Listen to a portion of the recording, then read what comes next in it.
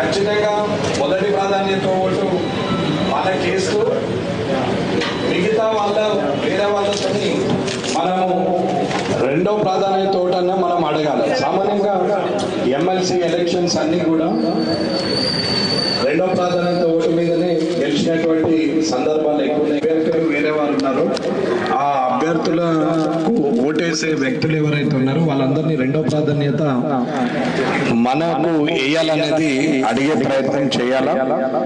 ఈ గెలుపు 6 నియోజకవర్గాల్లో 3 అభ్యర్థులు గెలిస్తే ప్రాతినిధ్యం దొరికినట్టే లెక్క. కాబట్టి ఏ సమస్య ఉన్నా ఎక్కడున్నా మనకి ఎమ్మెల్సీలు అందుబాటులో ఉంటారు. అట్లాగే రేపు రాబోయే ఎలక్షన్ లో కూడా ఇదొక మెట్టు లాగా అవుతుంది. ఈ 76 నియోజకవర్గాల్లో రేపు పొద్దున ఇప్పుడున్న ఎమ్మెల్యేలు ఎంపీలు కాకుండా